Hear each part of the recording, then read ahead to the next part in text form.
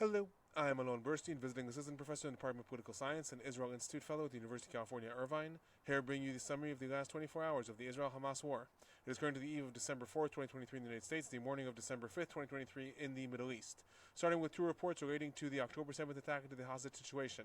The New York Times today reported that in the October 7th attack, amidst the barrage of rockets and missiles that Hamas sent, one of those rockets landed in an IDF base near Sdot Micha, where, according to international experts, the IDF maintains a contingent of nuclear warheads. According to the report, a fire broke out in the base. However, those same experts also stated to the New York Times that the way nuclear warheads would be stored or maintained, there would have been no danger to them or to any nuclear spillage or to any detonation. Regarding the hostage situation, amidst the growing reports and testimonies that are starting to be released of substantial sexual violence and gender-based violence in the October 7th attack, spokesperson of the U.S. State Department today stated that one of the assessments in the United States and also in Israel for one of the possibilities why Hamas let the truce break down rather than release the remaining women in captivity is that the organization was worried that testimonies of those women may relate to sexual assaults that occurred in captivity, and that this would, I'm quoting, embarrass the organization substantially. And that is the reason that the organization may have let the truce break down rather than release those women. Again, that is now an assessment in Israel and the United States, unconfirmed at this time. Some of the testimonies regarding the gender-based violence and the rapes that occurred on October 7th were heard today for the first time in an event that was organized by Israel in the United Nations, in which was devoted to the sexual violence that occurred on October 7th, attended by several international women's organizations. Moving to the ongoing fighting in the Gaza Strip, there was substantial barrages of rockets and missiles and mortars launched from the Gaza Strip towards southern parts and central parts of Israel. Barrages targeted the areas surrounding the Gaza Strip, Sderot, Netivot, Ashkelon, and for the first time since the truce ended, missiles targeted Beersheba as well. There was also rockets sent towards the Gush Dan, the Shfela area, specifically Savion, Ramat Gan, or Yehuda, and there was shrapnel that hit in a school in Ganei Tikva in the middle of the day while the school was in session. Regarding the IDF activity and ongoing battles in the Gaza Strip itself, there was intensive IDF air and artillery bombing, and specifically firebelt bombings, reported in the northern parts of the Gaza Strip, in Jabalia refugee camp and in Sajaiya, as well as in the southern parts of the Gaza Strip in the city of Khan Yunis. The bombings in Khan Yunis are reportedly primarily focused in neighborhoods where the IDF ordered civilians to evacuate in the last couple of days. These are Man, Bani Sohela, and in Sheikh Nasser. There's also reports of bombings near the Nasser hospital in the city. According to eyewitness testimony and reports on the ground, the bombings in Khan Yunis and bombings that also happened in the town of Rafah, which is the most southern part in the Gaza Strip, are the most intense since the war began. The IDF itself reported that it carried out over 200 air raids and bombings in the last 24 hours. In addition, there is reports of hundreds of tanks and armored vehicles surrounding the Jabalia refugee camp and Sajaiya in the northern parts of the Gaza Strip. These are two out of the three strongholds in the northern parts of the Gaza Strip that the IDF has not taken over yet. And AFP reported dozens of such mechanized vehicles and tanks are already being seen on the ground in the Al-Karara neighborhood in Khan Yunis. So this is, again, eyewitness reports now. They're now stating that the IDF is in fact moving its ground units into the southern parts of the Gaza Strip already. The Palestinian Wafa Network reported an artillery bombing of several different sanctuaries, including schools in the Gaza city, targeted areas where internally displaced people were taking refuge that had not evacuated from the north of the Gaza Strip. IDF did not relate to this specifically. However, earlier in the day it did state that a school in Beit Hanun was being used as a terror staging ground by Hamas, and that Hamas was using it in order to fire at the IDF, and then it was attacked. So this may be related to the report in the Palestinian Wafa Network. In addition, reports are coming in regarding the IDF plans for the tunnel city, so to speak, that Hamas has created underneath Gaza City. The Wall Street Journal today reported that Israel has devised a plan to use high-powered pumping machines in order to flood the different tunnel systems under Gaza City with seawater. According to the report, 5 substantial pumps have been set up in the northern parts of the Gaza City above the El-Shati refugee camp in the last several weeks, and that these can pump several thousand cubic meters of water each hour, flooding the tunnels entirely within several weeks. Part of the thinking is that the slow process this will take will actually allow Hamas operatives to evacuate the tunnels and surrender. More importantly to Israel, it will allow them to evacuate hostages from these areas. The report also suggested that there are environmental concerns about the clean water reservoirs in the Gaza Strip, and that these are being voiced by the United States, since, according to assessments, it will take over 1 million cubic meters of seawater in order to carry out the plan. According to the report, the United States is aware that Israel is considering this plan, however has substantial reservations, and that it is unclear if Israel in fact intends to implement it. Regarding casualties in the last 24 hours, 3 IDF soldiers are reported killed in northern parts of the Gaza Strip and several injured. The Palestinian Health Ministry is reporting that since the war began, 15,899 Palestinians have been killed, and then these current assessments are between 7,000 to 7,500 Palestinians that are buried under the rubbles of the different bombarded out areas in the Gaza Strip. Moving on to the humanitarian situation in the Gaza Strip, the president of the International Red Cross today visited Gaza. She made statements about the disastrous humanitarian situation, the collapse of hospitals, called on all sides to respect international humanitarian law, and called upon Hamas to allow Red Cross to visit the hostages that remain in captivity and to release them at once. The World Health Organization today announced that it was ordered by the IDF to evacuate a medical warehouse in the southern parts of the Gaza Strip due to military warnings of a ground offensive that will begin in the next 24 hours. The World Health Organization stated this is severely hampering its activities in the southern parts of the Gaza Strip. The IDF denied this and stated specifically that it would expect the UN to be more accurate in what it publicizes. Gazan communication company Paltel, which is in charge of most of the communications and internet services in the Gaza Strip, reported a complete crash of communications and internet services in Gaza City and the northern parts of the Gaza Strip due to infrastructure failure. Specifically noteworthy because previously, before the IDF carried out major operations, the internet in the Gaza Strip would crash, sometimes for a day or two. The IDF has never taken responsibility for doing this. According to the report of the Palestinian network, this happened due to infrastructure failure. However, right now, the northern parts of the Gaza Strip is suffering severe communications disruptions. Other news relating to the humanitarian situation, Germany today issued a statement in which it stated that the IDF needs not only to instruct Gazans to evacuate different neighborhoods in the south, but also give them time to do so. In other news, high-ranking delegates from the U.S. administration met with Israeli security officials in the last days. There is reportedly mounting pressure from the United States to double the amount of fuel that Israel is allowing into the Gaza Strip, up to 120,000 liters per day, specifically to avoid spreading diseases. Yesterday, UNRWA reported that there is growing fear that diseases like cholera are going to start spreading through the Gaza Strip as a result of the collapse of sanitation plants and clean water access due to a shortage of fuel. So that report came from UNRWA yesterday. Today, there's a report the United States is mounting heavy pressure on Israel in order to increase and double the amount of fuel that is allowed into the Gaza Strip.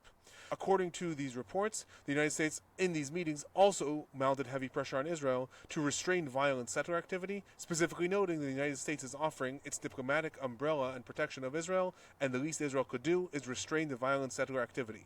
Amidst this, spokesperson for the U.S. State Department, Matthew Miller, today stated that the U.S. is recognizing that Israel is being more careful when it is displacing Palestinian civilians in the southern parts of the Gaza Strip, and that the United States has not seen evidence that Israel is deliberately targeting civilians, but that Israel's actions against violent settlers in the West Bank is very unsatisfactory as far as the United States is concerned. Regarding the entrance of aid trucks, the UN reported today that 100 aid trucks carrying food, water, and substantial medical supplies entered the Gaza Strip, and 2 fuel trucks, according to the deals prior to the truce, carrying 69,000 liters of fuel, did manage to enter. In addition, there were reports that the head of the IDF civil administration visited Cairo on Saturday in order to discuss increasing the amount of aid trucks that are being allowed to enter the Gaza Strip. The report suggested that even when reports are not given each day regarding how many trucks have entered since the truce collapsed, at least 100 to 150 aid trucks are entering the Gaza Strip each day, as well as 2 fuel trucks every day since the truce collapsed. Moving on to the West Bank, Israeli peace activists were attacked by Israeli settlers in the El Farsiya village in northern West Bank. This is a village that Palestinians have been reported every day that they are being harassed and attacked by settlers. Israeli peace activists came to try to protect Palestinians. They were severely attacked. Several of them were reported to be badly injured.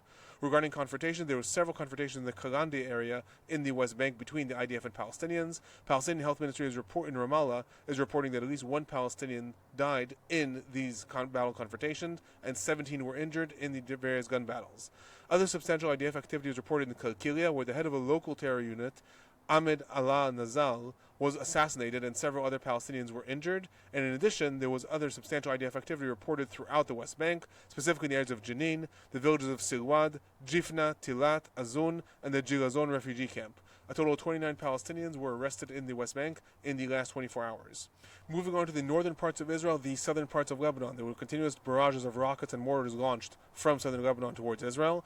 Rockets today specifically targeted the Zarit area in the Upper Galilee, Kiryat Shmona, where there was a barrage of 6 rockets and one of them directly hit a house, areas of Yuvalim, Tel Chai, Hardov, an RPG attack towards Misgav Am, Shtula, and Matat. It was also reported an Israeli warplane managed to intercept a drone that was launched from Lebanon, targeting specific areas in the northern parts of Israel.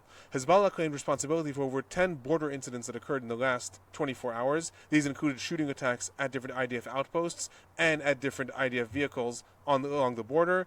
The Hezbollah claiming responsibility for 10 incidents is close to the daily record since the war began. The IDF retaliated against all this by launching specific artillery and air raids against a variety of Hezbollah targets. These included launching sites, different military infrastructure, a military compound used by Hezbollah, and there was substantial bombing that was reported in the Arab al-Ramsha area in Lebanon. With all this, a total of 3 IDF soldiers reported to have been lightly injured throughout the day from mortar fire that was launched into their outpost. Moving on to the reports of the regional areas, the U.S. National Security Advisor, Jake Sullivan, today related to the Houthi attacks against different ships that occurred over the weekend. According to him, he stated that there were 4 different attacks against maritime vessels in international waters in the Red Sea, and that this is a threat to global stability and to maritime commerce. A U.S. destroyer intercepted at least 3 drones in the area as well, and it is unclear if it was a target of these drones or if they were targeting other ships. He again cited that Iran is responsible for the Houthi activities, specifically saying that the Houthis pulled the trigger, but that Iran was the one that was pointing the gun, and stated that the U.S. is in contact with other countries in order to create naval escorts and ensure safe passage of the ships throughout the area. Asked about retaliations against the Houthis and against Iran, he made no comment. Moments before recording this, the Saudi Al-Hadath network reported of substantial explosions that occurred in Sana'a, the capital of Yemen, that is controlled by the Houthis. Previously, there were explosions reported in the area that were attributed to Israel. The Houthis and Israel both denied this, and then there were later reports stating that it may have been a rival faction in Yemen. Unclear what that is right now. There are reports of explosions occurring in Sana'a, the capital of Yemen, which is also the heart of the Houthis. Moving on to the political and general trends, there's more reports of political turmoil going on in Prime Minister Netanyahu's Likud party. Specifically, some members of the Knesset from the Likud are threatening to vote against the budget, and they are expressing concern that Netanyahu may be trying to disperse the Knesset and go for snap elections if he feels that he's challenged internally within the party. Seemingly noticing this, opposition parties in Israel are also intensifying their critical tone of Netanyahu. This is very significant for how the war develops, because the United States already expressed in the first days of the war mounting concern that Netanyahu's political considerations are likely going to dictate the way the war goes. Specifically, then they noted Netanyahu may try to prolong the war in order to increase the chances of his political survival. Now reports are coming in that he may try to actually be going for a snap elections, and that may have its own effects on the war. Either way, there's ongoing political turmoil going on in Israel. Specifically noteworthy also, Netanyahu, who is on trial with charges of corruption, breach of trust, and bribery. He's been in trial for many years already. His trial is now due to resume tomorrow after it was frozen since the war began. Moving on, in other political news, following threats made by Shabak just yesterday to hunt down Hamas leaders wherever they may be, and specifically naming Turkey as one of the countries where they may be, Turkish intelligence today issued a warning that Israel is not to carry out any violent activity in its country, and that Israel will bear the consequences if it does. Amidst that, Turkish President Erdogan today stated that Netanyahu will be remembered in history as the butcher of Gaza, and that Turkey plans to take action in order to put Netanyahu on trial for war crimes and his crimes against humanity. Amidst this, Prime Minister Netanyahu's Arabic spokesperson, Ophir Gendelman, today stated to Arab press, and I'm quoting, "The war can end today on 2 conditions: if Hamas releases all hostages and surrenders and is disarmed.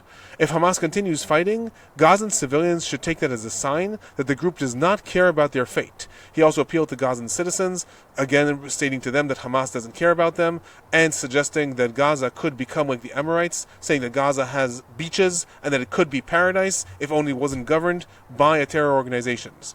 Moving on to the future of the Gaza Strip, U.S. National Security Advisor Jake Sullivan is considering visiting Israel in the coming days in order to discuss the day-after plan.